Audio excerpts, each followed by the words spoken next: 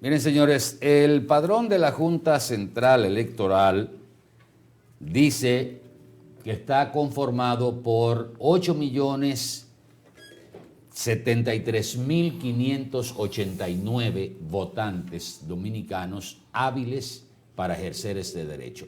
8.073.589.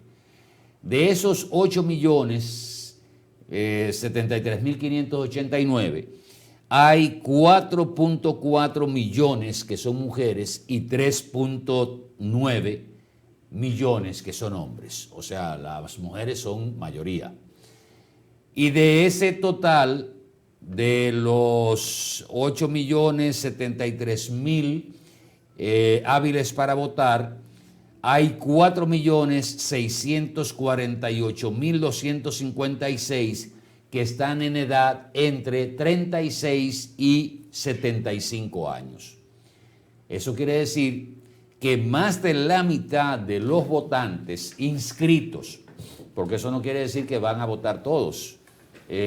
Ustedes recordarán que la abstención en las elecciones normales en la República Dominicana, exceptuando las elecciones del año 2020, la abstención anda alrededor entre un 27, un 30%, en algunas ocasiones ha llegado al 31, 28%, salvo el año 2020, que por el asunto de la pandemia y lo incidentado del proceso electoral con la suspensión de las elecciones municipales de febrero del 2020, hubo una mayor abstención, que creo que rondó, si mal no recuerdo, el 40%. Casi un 40%, pero eso fue una excepción. Con una abstención de un 25 o un 30%, eso ha sido lo normal en la República Dominicana. Y en esta oportunidad, este segmento, fíjense lo que va a influenciar en esas elecciones del año 2024. Este segmento es el que generalmente va y vota. Es el segmento también de los 35 a los 70, que no es el que anda buscando los 500 pesos, ni los 1.000 pesos, ni los 1.500 pesos para ir a votar o esperar la última hora para que lo vayan a buscar. Es el segmento adulto de los inscritos en el padrón electoral de la Junta para las elecciones del 2024. ¿Qué quiere eso decir? Que como se ha estado hablando tanto del voto joven, inclusive hasta del voto por primera vez, que innegablemente es más fácil de conquistar y de hablarles mentiras y de venderle pajaritos en el aire, y también en determinados segmentos de comprar, o sea, de comprometerlo a través de la compra del voto, 500, 1.000, 1.500 pesos, el picapollo. Ese segmento no va a tener tanta influencia en las votaciones, y esto debe manejarlo los partidos políticos. Pero también esto tiene un elemento de reto para los partidos y el liderazgo político, y es que el segmento comenzando a los 35 años de edad ya lleva por lo menos 4 periodos votando. O sea, 4 elecciones, sí, que serían 4 por 4, 16, y tiene 36 años, 35, 36 años. Eso quiere decir que ha participado en 4 elecciones. Conoce la metodología, ha visto las compras de votos, las compras de cédula, todo. Es un sector adulto, un segmento de la población adulto, con un voto más consciente que aquel que va a votar porque lo arriaron como vaca. Lo montaron en una como camioneta. Le llaman ahora, un voto duro. Entonces, esa población votante en ese segmento de edad no es el que usted le va a vender pajaritos en el aire, ni decir que usted hizo o que no hizo, sino que va a tener un voto mucho más consciente que lo que pudo haber tenido hace 4 o 3 elecciones atrás.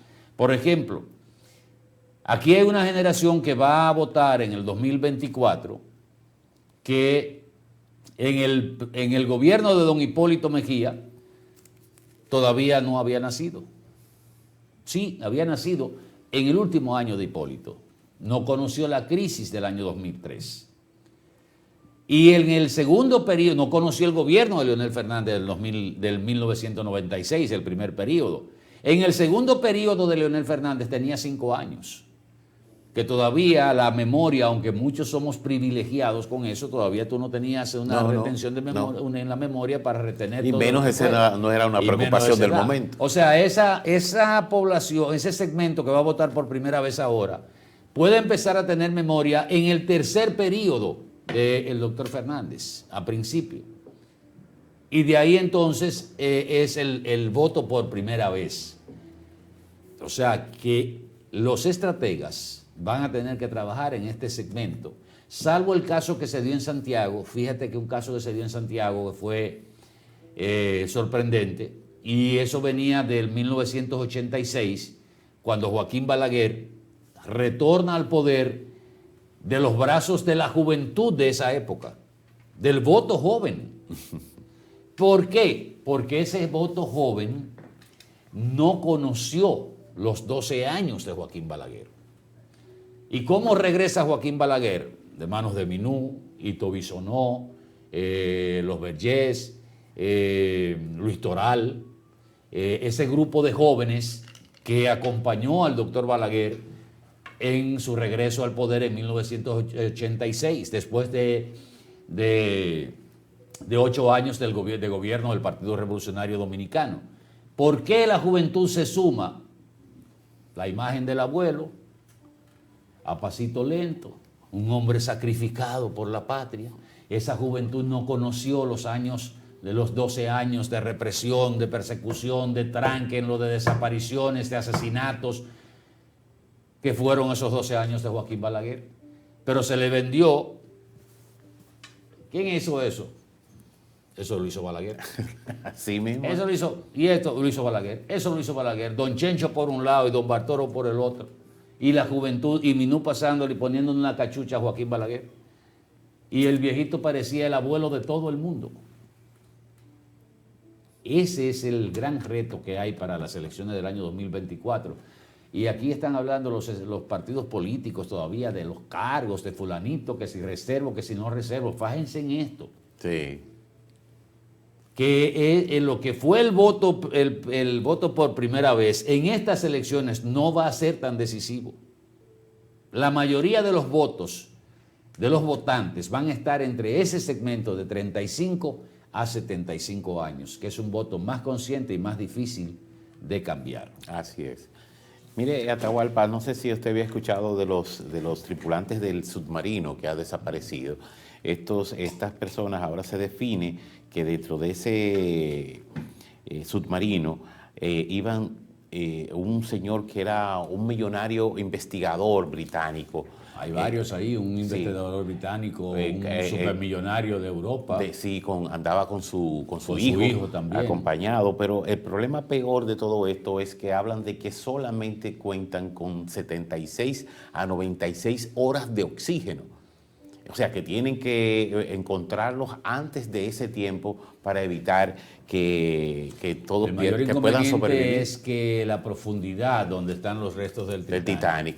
Y que a esa profundidad la oscuridad es muy fuerte. Muy fuerte. Difícil. Ojalá que puedan encontrarlo. Se han movido cielo y tierra. Sí. Y también que hay una sola embarcación que es capaz de alcanzar a través de cables y eso, la profundidad donde se supone que ellos pueden haber quedado atrasados.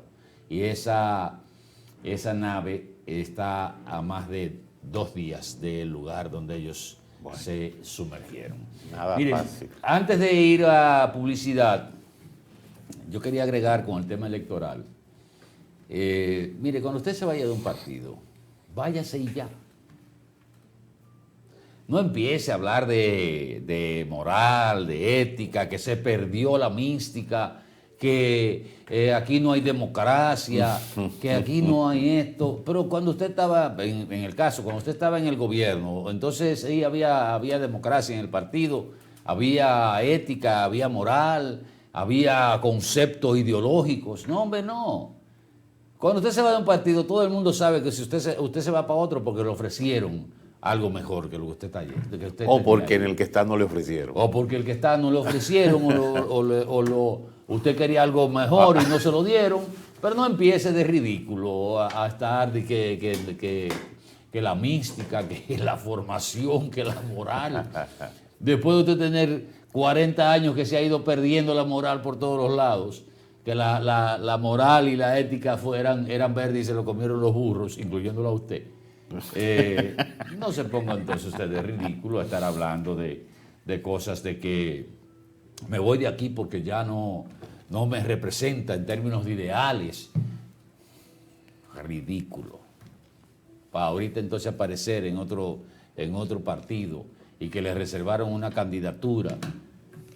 Y ahí se sabe, Y ya. ahí se sabe. Se confirma, perdón. Porque le dieron, ahí se confirma. en el caso de aquellos que se van de un partido de oposición para el gobierno, sí, se fue, porque ahora los ideales están ahora en el PRM, igual que el que se va del PRM.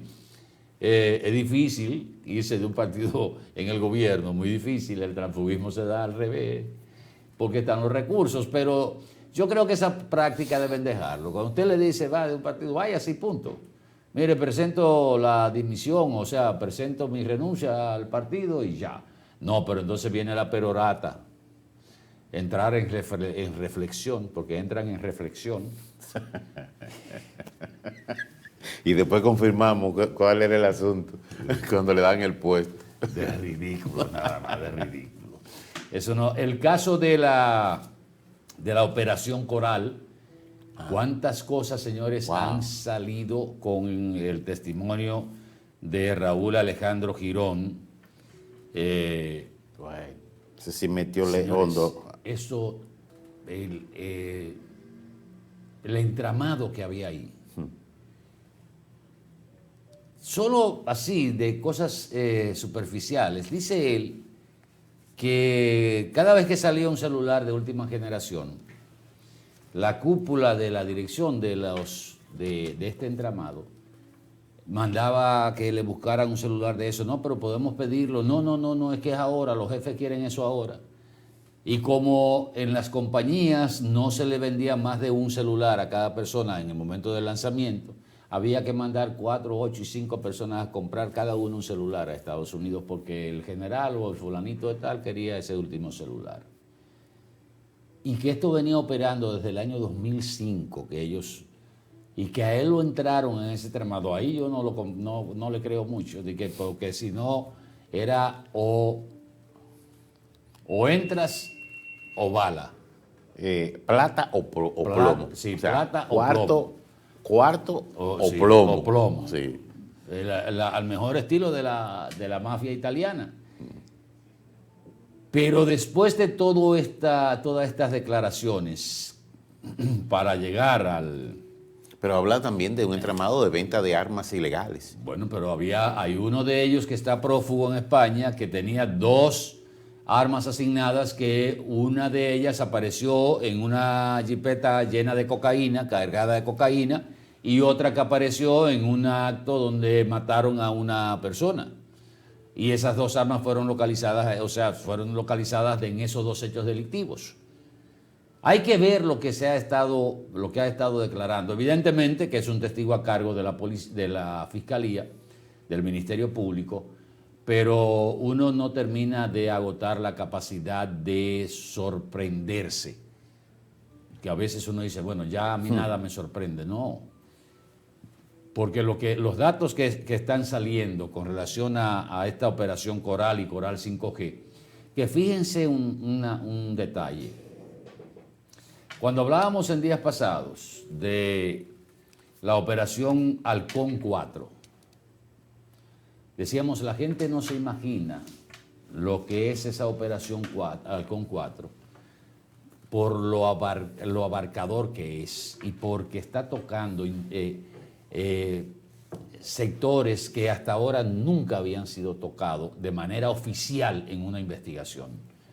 Esta investigación de Coral 5G tiene la particularidad de que, señores, usted está hablando del jefe del Cuerpo de Seguridad Presidencial, está hablando del jefe del CESTUR, está hablando de gente que falsificó, de acuerdo a Alejandro Girón, falsificó sellos y firmas de ministro de las Fuerzas Armadas, director de la policía, jefe del ejército, jefe de la marina, porque la cosa iba más allá, pero eso estaba entre ellos.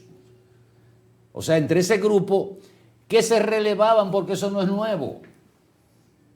Aquí todo el mundo sabe cuánto daba el Ministerio de las Fuerzas Armadas, cuánto daba la jefatura de la policía, cuánto daba o da la jefatura del ejército, cuánto da el puesto, el jefe de la frontera en Dajabón, el jefe del Montecristi, el jefe de Elías Piña, cuánto da cada uno de esos puestos y cuánto tiene que repartir también.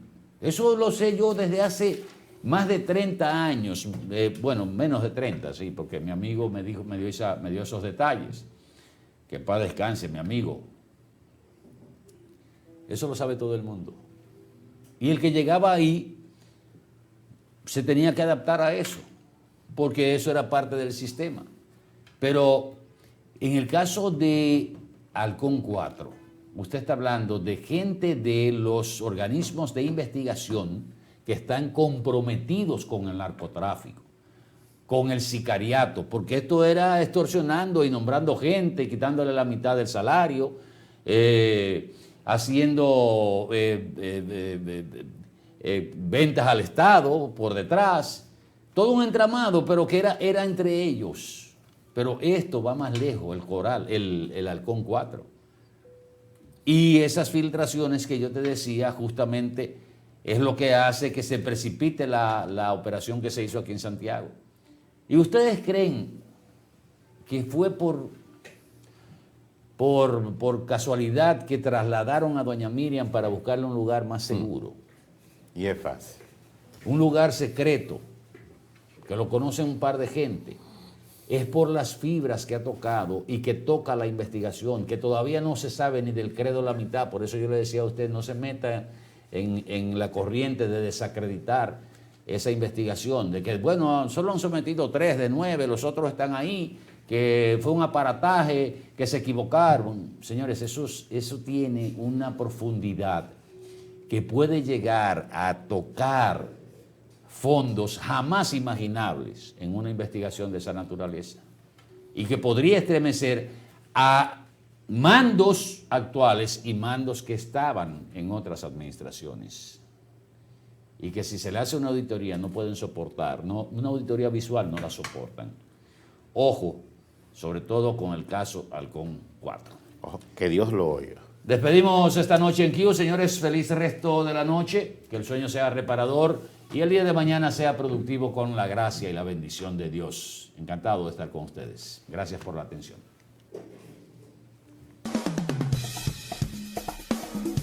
Boreal Televisión presentó.